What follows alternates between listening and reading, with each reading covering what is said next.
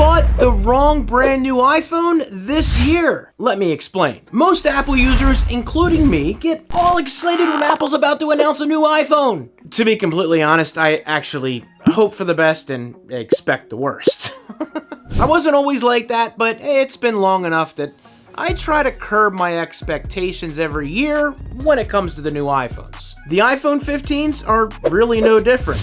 In fact, I did a video 7 months ago on why I thought that way. I'll go ahead and leave a link for that down below and you can check it out later. It's been over a month since the new iPhones were released, and part of my process was to compare them with the 14s. Yeah, this guy bought all the 14s to try. Not all, since no one bought the 14 Plus, I didn't either.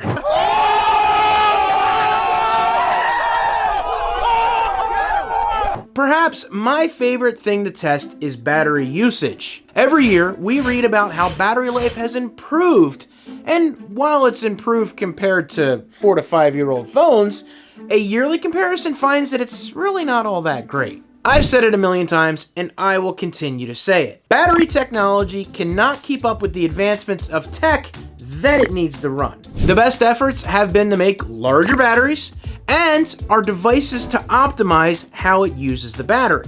Last year, I decided to keep my 13 Pro because I really didn't feel like the upgrade was really worth it, and I wanted to save some money. So I made that a main topic of my channel last year. You don't need the latest and greatest every year, and I will stand by that even when it comes to upgrading from the 14 to the 15. For most people, there is always a small percentage of folks who want/need to upgrade. I just wanted to throw that out there for the folks who do. You're welcome. Why did I say you bought the wrong new iPhone this year? Because if you bought an iPhone 15, you could have saved all of your money and kept your iPhone 14. Or if you decided just to spend a little bit more money upgrading from an older phone to any 15. Just stick with me, keep watching. First, the improvements made from the 14 to the 15 in some cases was actually worse. You heard me right.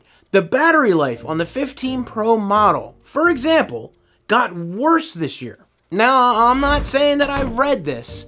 I experienced this firsthand, and I actually had a similar problem with the 15 Pro Max when I started using that. I used the 15 Pro more than any of the other phones because 1, I was hoping it would change, and 2, that's the phone that I really wanted to keep.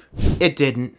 They ask you how you are, you just have to say that you're fine when you're not really fine, but you just can't get into it because they would never. Now, I'm not sure if it was an update to the software or the way that the battery actually checks your usage and sets it up that way on the 15 Pro Max, but the battery life did improve a good bit, and it actually lines up with what most of the reviewers were saying about it. But here's my biggest issue.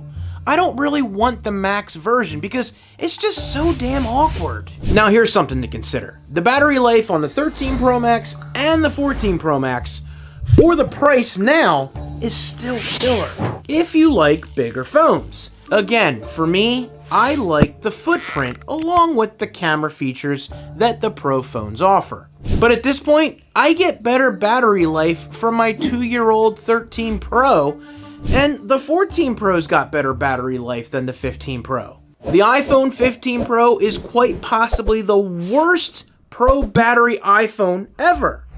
Let that sink in for a second. Now, if you did buy a 15 or a 15 Plus, the battery life has gotten pretty good on those phones. I'm pretty impressed with that. The camera improvements on all the 15s though, not so much. So the price of the new phones compared to the slightly older ones still might not make this worth it. Which is why I still say you bought the wrong new iPhone. That $800 price tag for the base iPhone 15 is a crazy starting price for any new phone. Now, if you have a phone to trade it in, it does make it a little less painful if you find the right deal. Apple, in my opinion, doesn't offer good trade-in pricing. In fact, you're likely to get a better deal selling it privately.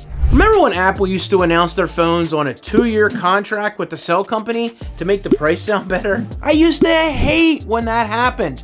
The tech sites would follow suit and I'd be like, how much is it without a contract? Just Just tell me. They would literally leave that out in articles for days, maybe even longer. What I'm saying is you could easily upgrade to a 13 or 14 and save a ton of money. Now, Apple still offers the 13 starting at $599 for 128 gig, and the same thing for the 14 at $699 for that same 128 gig. The 14 is, in my opinion, still a little pricey through Apple, but you actually might find a better deal on one of the big three guys. For example, Verizon is offering the 14 for free if you get a brand new line for 3 years. Personally, I think 3 years is BS. They should just do 2.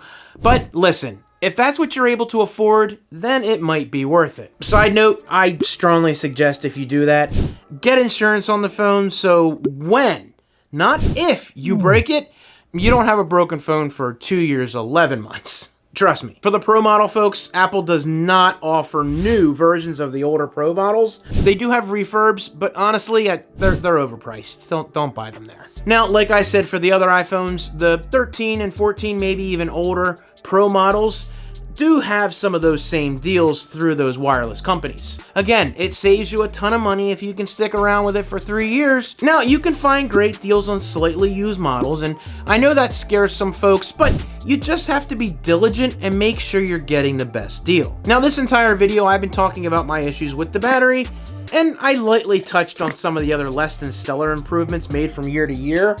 If you want to see how the 15s compare to the 14s in a camera showdown, I got a couple videos right here. Don't forget to hit that subscribe button and ring that notification bell so you won't miss my next video when I post it. See ya!